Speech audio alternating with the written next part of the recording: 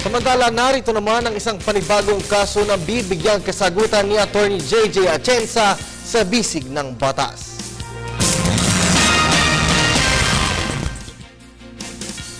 Ang lugar ng kinatitirikan ng bahay nila Elbert ay tabing kalye lamang. May gagawin daw road widening ang lungsod nila kung kaya't makakain daw ng ginagawang kalye ang ilang metro ng kanilang property. Itinatanong ni Elbert kung mababayaran daw ba sila dito. Ano raw ba ang basehan ng presyo nito? Maaari daw bang sila ng misis niya ang magturing ng presyo ng lupang makukuha sa kanila? Elbert, importanteng malaman ninyo na sa ilalim ng Republic Act No. 8974 ay may kakayahan ng gobyerno na kumuha ng private property para sa mga proyektong pang-infrastruktura sa pamamagitan ng donation, negotiated sale, expropriation o di naman kaya ay sa ibang pamaraan na naaayon sa batas.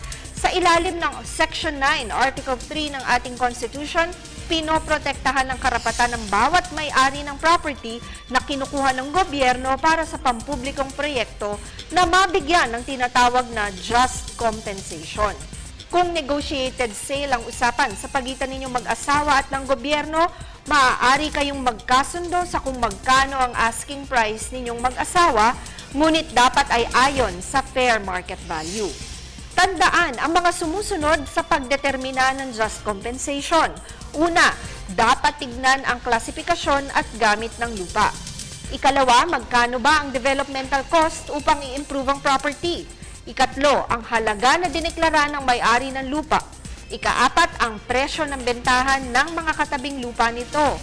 Ikalima, kailangan ding tignan ang gastusin sa pagtanggal ng improvements na nasa lupang kailangan ng gobyerno. Ikaanim, ang sukat, anyo, location, tax at zonal valuation ng lupa.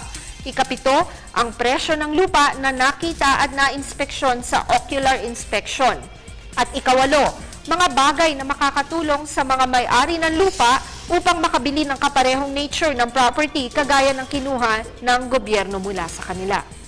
Paalala po na ang aming opinyon ay base lamang sa mga detalyeng inyong ibinigay sa amin.